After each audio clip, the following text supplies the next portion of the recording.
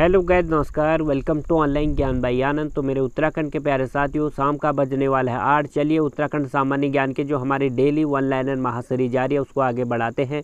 मेरी ये प्रिय उत्तराखंड के मित्रगणों, इस सीरीज को आप लोग डेली वॉच करना मत भूलिएगा, क्योंकि इससे डायरेक्टली आपके एग्ज़ाम में प्रश्न बनते हैं। हाल ही में हुआ हमारा यूके SSS का एग्ज़ाम, इसमें से 10 से 12 प्रश्न डायरेक्टली पूछे गए थे। तो इसीलिए आप लोगों को यह सीरीज मिस नहीं करनी, अपने दोस्तों को भी इस सीरीज से ज़रूर जोड़ेगा। आज हमारे 42वां पार्ट चल रहा है। 41 पार्टों को यदि आपने मिस कर दिया है तो इसी वीडियो के डिस्क्रिप्शन बॉक्स में जाइएगा, एक एक सीक्वेंस से वहाँ पे आपके प्लेलिस्ट में वीडियोज़ पड़ी हुई हैं, वहाँ से आप लोग उस प्लेलिस्ट को वॉच कर सकते हैं।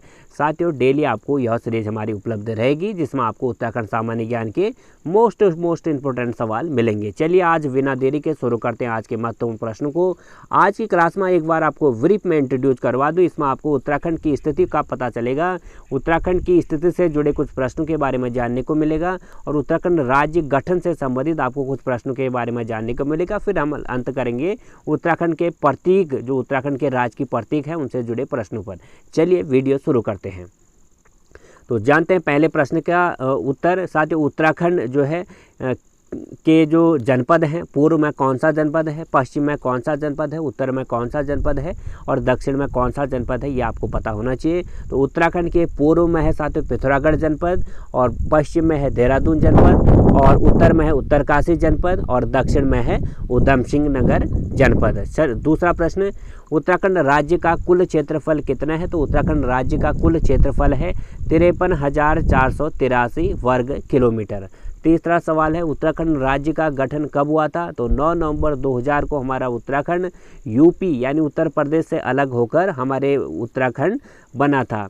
और भारतीय गणतंत्र का यह कौन सा राज्य बना था? साथ ही उस समय हमारे पूरे भारत देश में 28 राज्य थे। हाल ही में एक नया राज्य बना, 29वां राज्य। तो भारतीय गणतंत्र का हमारा उत्तराखंड जो राज्य बना, 27वां राज्य बन के तैयार हुआ।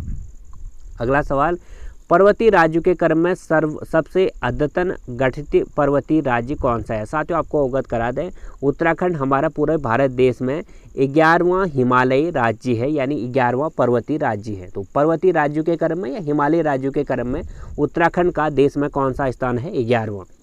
उत्तराखंड राज्य विधेयक लोकसभा में कब पारित हुआ? तो उत्तराखंड बनने के लिए राज्य विधेयक बनाया गया, और इसको लोकसभा में कब पारित किया गया ये आपको बताना है। तो लोकसभा में यह राज्य विधेयक सर्वसम्मति से पास हुआ 1 अगस्त 2000 को।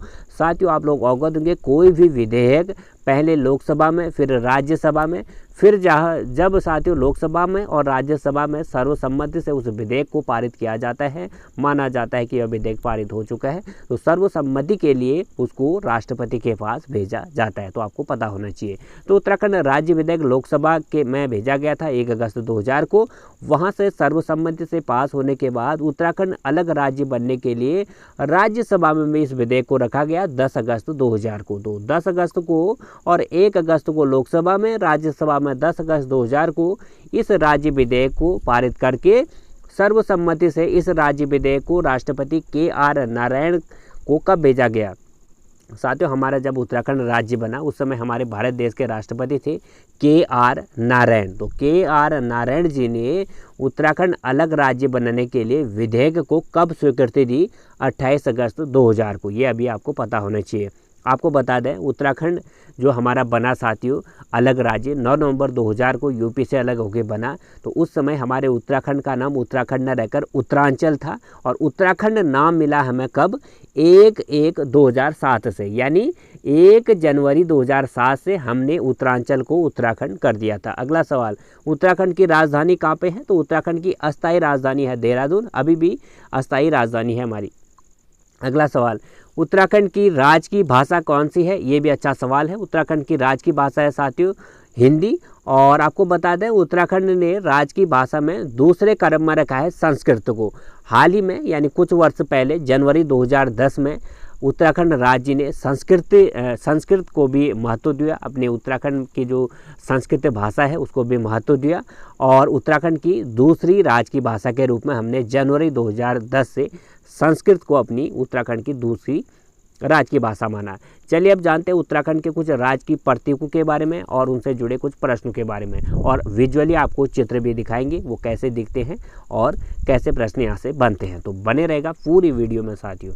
तो राज्य की प्रतीक चिन्ह की ओर आपको ले चलें। इनका निर्धारण उत्तराखंड ने 2001 में किया था। सबसे पहले आपको राज्य की चिन्ह की ओर ले चलते हैं साथियों। राज्य की चिन्ह जैसा कि हम आपको पिक्चर में दिखा पा रहे हैं यहाँ पे, तो राज्य की चिन्ह हमारा एक गोलाकार मुद्रा में 3 पर्वत चोटियाँ हैं। इसके नीचे आपको 4 लहरें दिख रही होंगी गंगा की। इसकी गंगा, यमुना और रामगंगा, ये काली नदियाँ हैं, ये 4 लहरों में यहाँ पे दिखाई गई हैं। और बीच में आपको जो चित्र दिख रहा है अशोक की लाट इसमें अंकित है। तो इस तरह से राज्य की प्रतीक चिन्ह हमारा उत्तराखंड का ये है राज्य की चिन्ह। चलिए अब ले चलते हैं राज्य की प्रतीक चिन्ह में हमारा उत्तराखंड का राज्य की पशु, फिर ले चलेंगे उत्तराखंड राज्य का राज्य की पक्षी, उससे जुड़े प्रश्न, उत्तराखंड का राज्य की वृक्ष, उससे जुड़े प्रश्न। तो इस तरह से हमारा यह एंड होने वाला है। चलिए पहले प्रश्न की ओर आपको ले चलते हैं। उत्तराखंड का राज्य की पशु कौन सा है? कस्तूरी मृग है। कस्तूरी मृग हमें कितनी ऊंचाई में मिलता है? तो 3600 से 4400 मीटर की ऊंचाई पर मिलता है हमारा अपना कस्तूरी मृग जो राज्य पशु है। यह किन किन क्षेत्रों में बहुलता से मिलता है साथियों? उत्तराखंड के पिथौरागढ़ जनपद में, फूलों की घाटी चमोली में, केदारनाथ रुद्रप्रयाग में, हम इन जगहों आदि जगहों में भी यह कस्तूरी मृग हमें देखने को मिलता है। मेन जो है इस जगहों में हमें मिलता है। कस्तूरी मृग का वैज्ञानिक नाम क्या है? तो कस्तूरी मृग का वैज्ञानिक नाम है साथियों मास्कस काइसोगास्टर। अच्छा प्रश्न है भी, कस्तूरी मृग का वैज्ञानिक नाम क्या है? मास्कस काइसोगास्टर। कस्तूरी मृग को हम अन्य किस नाम से जानते हैं? तो कस्तूरी मृग को हम हिमालयन मस्क डियर के रूप में भी जानते हैं। कस्तूरी मृग का जो रंग है वो कैसा है? तो कस्तूरी मृग का रंग है भूरा साथियों, जैसा कि मैं चित्र पे आपको दिखा पा रहा हूँ। फिर आते हैं साथियों, आपको एक बात नोटिस पहले ही करवा दूं साथियों, कस्तूरी मृग का जो था काफ़ी शिकार हो रहा था, यानी इनकी कमी को देखते हुए राज्य ने इसके महत्व को समझा और राज्य की पशु माना। आपको बता दें कस्तूरी मृग का जो शिकार होता था वो क्यों होता है, आपको अभी भी होता है कभी कहीं कहीं। तो कस्तूरी मृग का जो शिकार होता है साथियों वो इसलिए होता है क्योंकि उसमें एक पदार्थ मिलता है हमें, सुगंधित पदार्थ, जिसे कस्तूरी नाम दिया गया है, जो नर में मिलता है। जो नर होता है ना, ये कस्तूरी, नर कस्तूरी में एक गांठीनुमा, जहाँ पे उनकी यहाँ पे होती है गांठीनुमा एक वो मिलती है पदार्थ, जिससे सुगंधित चीज़ें बनाई जाती हैं। जैसे हम सेंट की बात करें, ऐसी चीज़ें इससे बनाई जाती हैं। तो इसीलिए इनका शिकार जो है अत्यधिक होता है। तो कस्तूरी जो है किस में पाया जाता है? नर मृग में पाया जाता है, आपको पता होना चाहिए। और एक बार में इस कस्तूरी को हम एक बार में 30 से 45 ग्राम ही पाया जाता है। तो एक नर मृग से 30 से 45 ग्राम कस्तूरी मिल सकती है। आपको बता दें कस्तूरी का शिकार अत्यधिक हो रहा था, तो इसीलिए राज्य सरकार ने, उस समय उत्तर प्रदेश सरकार थी, तो उसने इन कस्तूरी को बचाने के लिए एक योजना बनाई और कस्तूरी मृग विहार की स्थापना की साथियों 1972 में उत्तर प्रदेश सरकार ने। और यह जो कस्तूरी मृग विहार है चमोली, केदारनाथ और इनके अंतर्गत रखा गया और 967.2 वर्ग किलोमीटर को इस क्षेत्र को आरक्षित जो है कस्तूरी मृग के लिए कर दिया गया था और पूर्ण तरीके से इस क्षेत्र को प्रतिबंधित कर दिया गया था कस्तूरी, ताकि यहाँ पे रह सकें और अपना जो है रह सकें। पूरी तरीके से प्रतिबंधित जो है उत्तर प्रदेश सरकार ने इनको बचाने के लिए कर दिया था। तो कस्तूरी मृग विहार की स्थापना कब हुई? 1972 में। अगला सवाल साथियों, कस्तूरी मृग को बचाने के लिए लगातार मुहिम जारी थी। 1972 के 5 साल बाद कस्तूरी मृग अनुसंधान केंद्र की स्थापना की गई महरूड़ी में। तो आपको पता होना चाहिए महरूड़ी कस्तूरी मृग अनुसंधान केंद्र की स्थापना कब की गई? 1977 में। फिर उसके कुछ सालों बाद 1986 में भी अस्कोट अभयारण्य में कस्तूरी मृग का बचाने का सिलसिला लगातार जारी था। तो अस्कोट अभयारण्य की स्थापना पिथौरागढ़ में कब की गई? 1986 में। फिर साथियों 1982 में कांचुल खर्क करके कस्तूरी मृग प्रजनन एवं संरक्षण केंद्र की स्थापना की गई। तो कस्तूरी मृग प्रजनन, जहाँ पे कस्तूरी का प्रजनन हो सके साथियों, ताकि हमारी कस्तूरी की संख्या बढ़ सके, इसके लिए कस्तूरी मृग प्रजनन केंद्र खोला गया कांचुल खर्क, जो कि चमोली में पड़ता है 1982 में। प्रश्न कैसे बनता है? चमोली जिले का जो कांचुल खर्क है वो किसके लिए प्रसिद्ध है? तो चमोली जिले का कांचुल खर्क कस्तूरी मृग प्रजनन के लिए प्रसिद्ध है साथियों। इसकी स्थापना 1982 में की गई। आपको बता दें चिकित्सा की दृष्टि से कस्तूरी जो मिलता है साथियों हार्मोनल स्राव पदार्थ है। तो हार्मोनल स्राव पदार्थ है कस्तूरी। तो ये हो चुके हैं हमारे कस्तूरी मृग से संबंधित, राज्य के पशु से संबंधित कुछ सवाल। अब जानते हैं उत्तराखंड के राज्य पक्षी के बारे में। तो उत्तराखंड का राज्य पक्षी है साथियों मोनाल। मोनाल का अन्य नाम है हिमालयन का मयूर। तो हिमालय का मयूर के नाम से भी हम मोनाल को जानते हैं साथियों। मोनाल को हमारे उत्तराखंड राज्य ने राज्य की पक्षी घोषित किया है। यदि हमें जानना है कि हमारे उत्तराखंड में मोनाल कहाँ पे मिलेगा, तो हमें चढ़ाई चढ़नी पड़ेगी 2500 से 5000 मीटर की ऊंचाई पर। तो राज्य की पक्षी मोनाल हमें मिलेगा उत्तराखंड में 2500 से 5000 मीटर की ऊंचाई पर। मोनाल का वैज्ञानिक नाम क्या है, तो मोनाल का वैज्ञानिक नाम है लाफोफोस इम्पेंजेंस। लाफोफोस इम्पेंजेंस है इसका वैज्ञानिक नाम। इसका अन्य नाम क्या है, मोनाल का अन्य नाम है साथियों मन्याल या मोनाल भी इसको कहा जाता है। आपको बता दें मोनाल की जो नर जाति होती है इसको डफिया कहते हैं और मादा को मोनाल कहते हैं। तो आपको पता होना चाहिए मोनाल जो नाम है साथियों वो मादा मोनाल का नाम है और जो नर मोनाल होता है उसका नाम होता है डफिया। आपको बता दें इसका प्रयोग शिकार, मांस और खाल के लिए रूप में किया जाता है। तो इसीलिए इसको हमारे उत्तराखंड ने राज्य की पक्षी का दर्जा दिया। अगला है उत्तराखंड का राज्य की वृक्ष क्या है, तो उत्तराखंड का राज्य की वृक्ष है बुरांस। बुरांस का वैज्ञानिक नाम है साथियों रोडोडेंड्रॉन आर्बोवियम। मोस्ट इंपोर्टेंट सवाल, तो रोडोडेंड्रॉन आर्बोवियम किसका वनस्पति या वैज्ञानिक नाम है, राज्य की वृक्ष बुरांस का।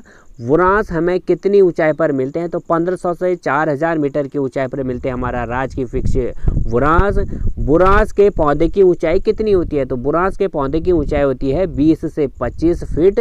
बुरांस के अवैध कटाव को रोकने के लिए वन अधिनियम कब पारित किया गया, तो बुरांस का जो कटाव है उसको कम किया जाए और उसका जो अवैध कटाव हो रहा था उसके लिए वन अधिनियम 1974 में इसे संरक्षित वृक्ष घोषित कर दिया था। तो आपको पता होना चाहिए उत्तराखंड में बुरांस को कब संरक्षित वृक्ष घोषित किया था, वन अधिनियम 1974 के तहत। आपको बता दें राज्य की जो वृक्ष हमारा बुरांस है ये सदाबहार पर्वती होता है, यह सदाबहार पर्वती होता है। इस वृक्ष के फूल जो खिलने का समय है फरवरी से अप्रैल माह का होता है। तो ये प्रश्न आपके इसी से ही बनेंगे साथियों कि उत्तराखंड का जो राज्य के वृक्ष बुरांस है इसके फूल के खिलने का समय क्या रहता है, तो फरवरी से अप्रैल माह में इसके फूल खिलते हैं गर्मियों के महीने में साथियों। अब जानते हैं अगला उत्तराखंड का राज्य की पुष्प। तो उत्तराखंड का राज्य की पुष्प है साथियों ब्रह्मकमल। ब्रह्मकमल कितनी ऊंचाई पर मिलते हैं, तो 4800 से 6000 मीटर की ऊंचाई पर मिलता है हमारा राज्य की पुष्प ब्रह्मकमल। और आपको बता दें इसमें फूल खिलने का समय क्या रहता है, तो राज्य की पुष्प ब्रह्मकमल में जुलाई से सितंबर माह तक इसमें फूल खिलते हैं। और आपको बता दें यह किस कुल का पौधा है, तो राज्य की पुष्प ब्रह्मकमल हमारा एस्टेरेसी कुल का पौधा है और इस पौधे की ऊंचाई जो होती है 70 से 80 सेंटीमीटर होती है। तो आपको पता होना चाहिए ब्रह्मकमल जो हमारा उत्तराखंड का राज्य की पुष्प है यह किस कुल का पौधा है, एस्टेरेसी कुल का पौधा है। और इस पौधे की जो ऊंचाई होती है, हाइट होती है, कितनी होती है 70 से 80 सेंटीमीटर। ब्रह्मकमल का वैज्ञानिक नाम क्या है, तो ब्रह्मकमल का वैज्ञानिक नाम है सोसुरिया अववेलेटा। तो सोसुरिया अववेलेटा किसका वैज्ञानिक नाम है, ब्रह्मकमल जो हमारा उत्तराखंड का राज्य की पुष्प है। उत्तराखंड में ब्रह्मकमल की कितनी प्रजातियां पाई जाती हैं और पूरे विश्व में ब्रह्मकमल की कितनी प्रजातियां मिलती हैं, तो उत्तराखंड की दृष्टि से हमारा उत्तराखंड में 24 प्रजातियां और सबसे ज़्यादा प्रजातियां जो है ब्रह्मकमल की हमारे उत्तराखंड में ही पाई जाती हैं और पूरे विश्व में जो है 210 प्रजातियां उत्तराखंड की पाई जाती हैं। और देश में बात करें 45 या 46 अप्रॉक्स जो है हमारे भारत देश में इसकी पाई जाती हैं और पूरे विश्व में ब्रह्मकमल की 210 प्रजातियाँ पाई जाती हैं। अकेले हमारे उत्तराखंड में ब्रह्मकमल की 24 प्रजातियाँ मिलती हैं। स्थानीय भाषा में ब्रह्मकमल को किस नाम से जाना जाता है, तो स्थानीय भाषा में ब्रह्मकमल को कौल पद्म के रूप में हम जानते हैं। महाभारत में ब्रह्मकमल को किस नाम से जाना जाता है, तो महाभारत में ब्रह्मकमल का जिक्र है, उसमें ब्रह्मकमल के लिए सौगंधित पुष्प नाम दिया गया है। और आपको बता दें स्थानीय भाषा में उसको कौल पद्म कहा जाता है। ये हो चुके हैं हमारे राज्य की पुष्प से संबंधित सवाल। अब इससे जुड़े और कुछ सवाल साथियों जो वाद्य यंत्र हैं, खेल हैं, उसको बताते हैं आपको। उत्तराखंड राज्य का वाद्य यंत्र क्या है और इसको कब जो है वाद्य यंत्र घोषित किया था राज्य की, तो उत्तराखंड राज्य का राजकीय वाद्य यंत्र है ढोल और इसको राजकीय वाद्य यंत्र घोषित किया सन 2015 में। उत्तराखंड राज्य का राजकीय खेल क्या है, उत्तराखंड राज्य का राजकीय खेल है फुटबॉल। 2011 ने में राज्य सरकार ने अपने राज्य खेल को बदला और राज्य खेल फुटबॉल कर दिया था 2011 में सॉरी। उत्तराखंड राज्य की तितली कौन सी है? तो उत्तराखंड राज्य की तितली घोषित की 2016 में कॉमन पीकॉक करके। तो कॉमन पीकॉक जो है उत्तराखंड राज्य ने राज्य की तितली घोषित की 2016 में। उत्तराखंड राज्य की गीत कौन सा है? तो राज्य गीत हमारा उत्तराखंड देवभूमि सत सत वंदन है। इसको लिखा गया था हेमंत बिष्ट द्वारा और फरवरी 2016 में इसे राज्य की गीत घोषित किया गया। तो आपको पता होना चाहिए उत्तराखंड राज्य का राजकीय गीत कौन सा है? उत्तराखंड देवभूमि सत सत वंदन। और इस राज्य की गीत उत्तराखंड को कब जो है इसको संज्ञा मिली राज्य की गीत की? फरवरी 2016 में। और उत्तराखंड देवभूमि सत सत वंदन के किसके द्वारा लिखा गया था? योग्य तो हेमंत बिष्ट द्वारा लिखित यह गीत है। अगला सवाल, उत्तराखंड में राष्ट्रपति शासन कब लगा? तो उत्तराखंड में राष्ट्रपति शासन लगा साथियों 27 मार्च से 11 मई 2016 को। लगभग 46 दिन जो है उत्तराखंड में राष्ट्रपति शासन रहा। और आपको बता दें राष्ट्रपति शासन किस अनुच्छेद के तहत लगता है? तो अनुच्छेद 356 के तहत राष्ट्रपति शासन उत्तराखंड में लगाया गया था लगभग 46 दिन। डेट आपको पता होनी चाहिए 27 मार्च से 11 मई 2016 को।